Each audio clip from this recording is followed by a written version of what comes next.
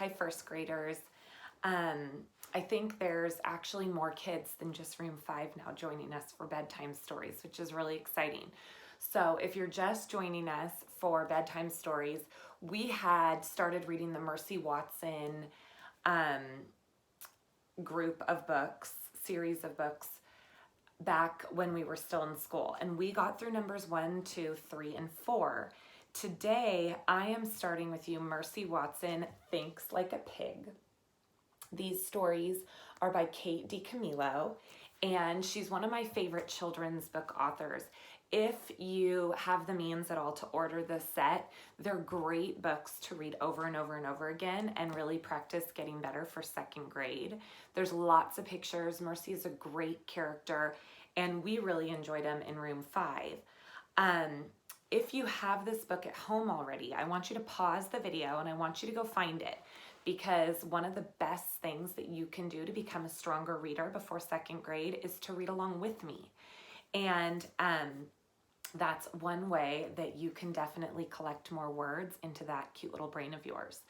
And then as soon as we finish number 5, we'll get into number 6. And then at the end, we will have a Zoom party where we, of course, eat toast with a great deal of butter on it, just like Mercy Watson liked. We would have done it in the classroom. Unfortunately, with shelter in place, we're being safe and we're taking care of our world right now. So we'll do it together online, okay? So get cozy. I'm actually shooting this video in the middle of the day. I just took a dance class with Cammie. And so I do have my blanket though, and I am sort of cozy. I'm just not actually ready for bed right now, but hopefully you are. So this one is called Mercy Watson Thinks Like a Pig. I'll show you the picture after I'm done reading it because it's kind of awkward. Mr. Watson and Mrs. Watson have a pig named Mercy. Mr. Watson, Mrs. Watson, and Mercy live together in a house at 54 Deckawoo Drive. One day, Mr. Watson and Mrs. Watson and Mercy were sitting on their patio. I love that if you look closely in her bowl, she has lemonade with ice cubes in it.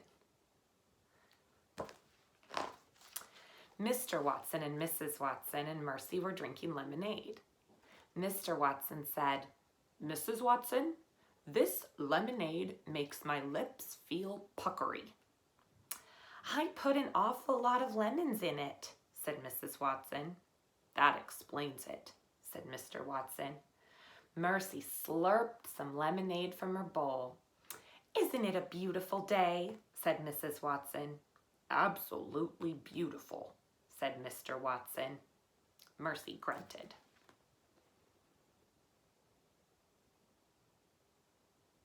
Puckery. I think that means sour. Don't you think that that's what it means? If she puts lots of lemons in her lemonade, it probably means sour. It's like a puckery face. Oh, chapter 2 already. Next door to the Watsons, Baby Lincoln and Eugenia Lincoln were standing in their front yard. "Baby," said Eugenia, "we live next door to a pig." "Yes, sister," said Baby, "we do." "But that does not stop us from living a gracious life," said Eugenia. "It doesn't?" said Baby. So remember those neighbors. Eugenia would take out her teeth sometimes and she's grumpy and old. And then there's Baby, who always sort of just plays along with whatever Eugenia says. Eugenia handed Baby a shovel. "What's this for?" said Baby. "We are going to beautify our yard," Eugenia said. "We are going to plant pansies. You, Baby, will dig, and I, Eugenia, will plant." "Yes, sister," said Baby. "We will lead a gracious life, even if it kills us," said Eugenia Lincoln. "Yes, sister," Baby sighed. She began to dig. So remember, Eugenia has lots of opinions. That's what we learned, I think, in book 1. And Baby just goes along with those opinions so that there's no fighting. Chapter 3. On the Watsons' patio, Mercy put her snout up in the air. Snout's her nose. She sniffed. There was a delightful smell coming from next door. Mercy pushed her snout through the hedge. She looked into the Lincoln sisters' yard. She saw Eugenia Lincoln put a flower in the ground. What was going on?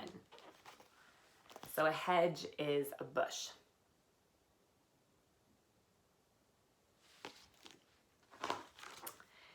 Mercy waited until Eugenia disappeared around the corner. She pushed through the hedge and trotted into the Lincoln sisters' yard. She sniffed the flower that Eugenia had planted. The flower smelled delicious. Mercy took a bite. It tasted delicious, of course. Uh-oh, you can see this is not going to be good. When she had eaten the whole flower, she looked up and saw another flower. She ate that one too. Mercy burped. Blech. She moved on to flower number 3.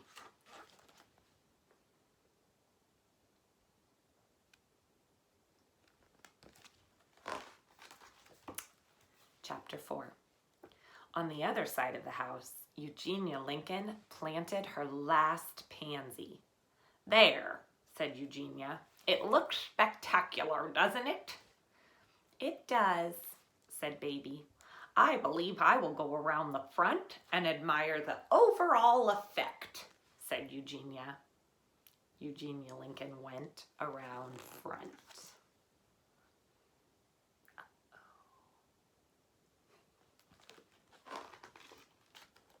But there was no overall effect to admire.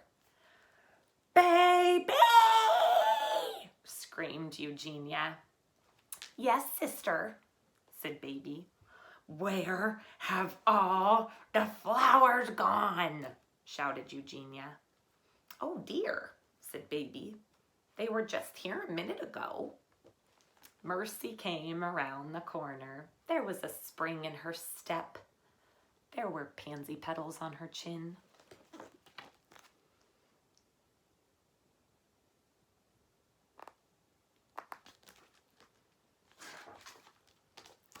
Pig! Shouted Eugenia. Pig! Pig! Pig! Eugenia Lincoln ran toward Mercy. Mercy kicked up her heels. She ran away from Eugenia.